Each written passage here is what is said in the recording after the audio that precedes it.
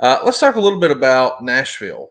There's a report written here. Jeff Jarrett apparently fought hard to at least keep some shows in Nashville. Specifically, Jarrett lives in the area and tried to convince Dixie Carter to hold the monthly pay per view events in Nashville. But our source reports that she finally put her foot down and told him her decision was to leave Nashville and it's final. There's said to be some friction between Carter and Jarrett over this move, but nothing that can't be worked out. What, if anything, can you tell us about this? I mean, obviously, you had been, Nashville was home for TNA, not just you, but I mean, week in, week out. I mean, the asylum is synonymous. And I get why you would think, boy, you want to talk about not rewarding the loyal and the faithful fans who've been there week in, week out. Hey, we're packing up. We're moving on to bigger and better things. We're going to Orlando. See you later. I see why you would want to argue for them to still get some pay-per-views, but was there more to it than that? Why were you such a fan of, if this report's even true, sticking with Nashville for some shows? Yeah, and that was, again, that's kind of just total BS. Here's where there's just a footnote that they don't really even get into. So we made the decision to go to monthlies. Okay, are we going to do them all in Orlando? That's going to make the most sense because it's one rent under one studio. But there had been talk within our offices probably over a year. Fort Campbell, huge Army base, about 50 miles from Nashville, that I'll say, and I am not the expert on the different layers that you got to go up the chain of command, but I'll call it mid-management, for the lack of a better word, really wanted us to do an event out there. And Keith Mitchell and other production folks, we had priced it. You know, there wasn't going to be a site fee. That's a good area. Show, you know, we were going to have a paid audience, and there was discussion in the offices that should we do the first monthly pay-per-view as a send-off, as a we're closing the doors down, municipal auditorium. Do we do one? Do we do it? Which I was leaning, and Dixie. That's what's crazy. We both were kind of leaning, man, wouldn't it be cool if we could do an armed services, do it up there at the Army base? That's kind of our calling card, if you will, for this event. A couple of years before this, I think we talked Hogan show up there, but we were going to do one final event in Nashville before we completely moved to Orlando.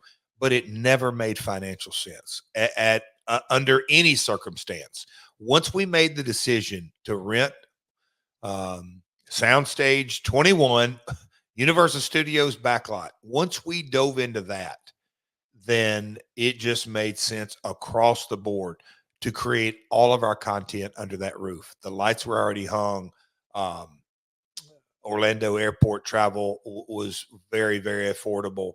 I mean, we've been through it, and we could go through it multiple times. All the boxes that Orlando checked on creating content there. I mean, to this day, look, NXT's there. It just made a lot of sense. Speaking of sense, I wanted to ask you if you could make sense of this. There's a report out there in the Torch that Mike the Miz, who the WWE had just reached out to, was apparently one of the names suggested by Jonny Fairplay as an opponent for what Johnny was doing on TNA called the Reality Television Challenge. Now, it never came to fruition, but this is a real interesting what if. I mean, we know that The Miz is going to go become a household name with WWE. He's going to beat John Cena in the main event at WrestleMania, for goodness sake.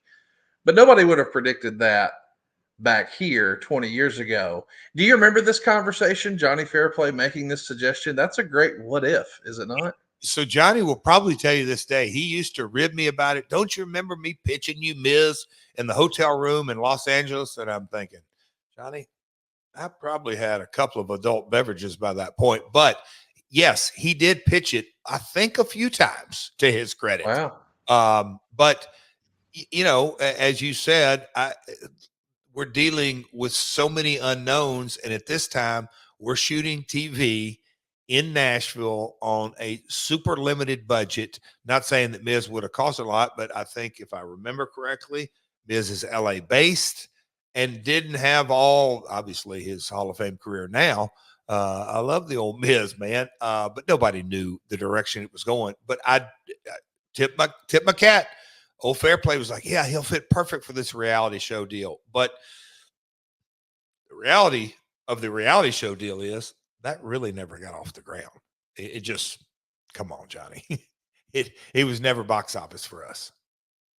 It is interesting to think, what if?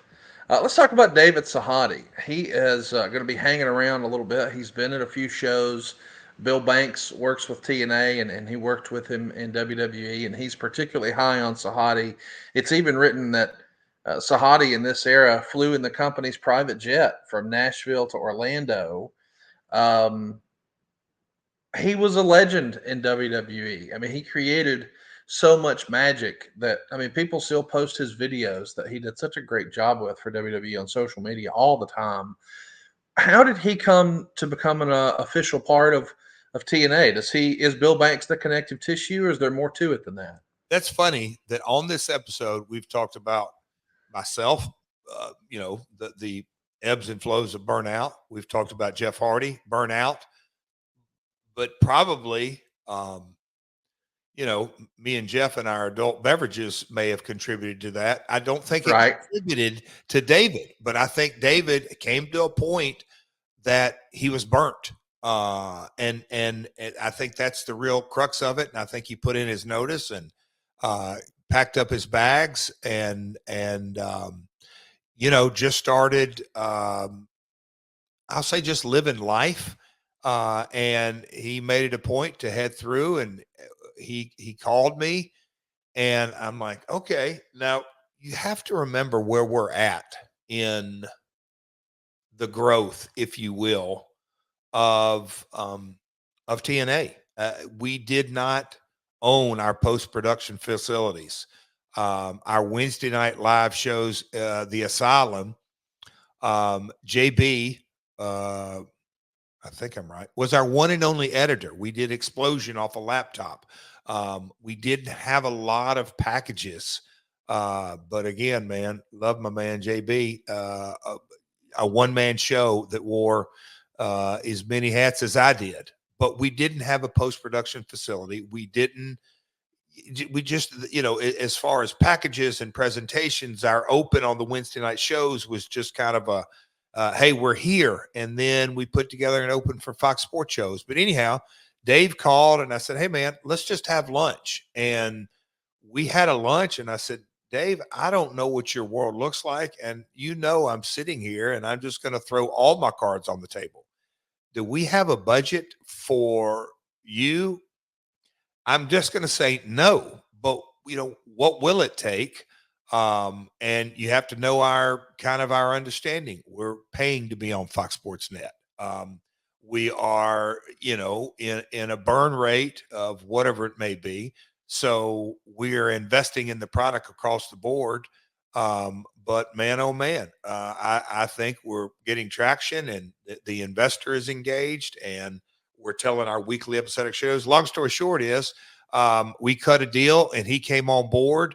And yes, I mean, I'd known him he produced With My Baby Tonight. I think you knew that. He produced the video of me and Road Dogg. So I'd work with Zahadi on Don't Piss Me Off videos, and With My Baby Tonight, a couple of other projects. And so it was, hey man, can you get on board? We don't even have a post-production department or chain of command, but we were going to build one, and Kevin Sullivan came later, and that's the building process and building blocks and the time frame of it all. But by the time we got to Spike TV, we were up and running. But we're talking about the early days of Fox Sports Net here.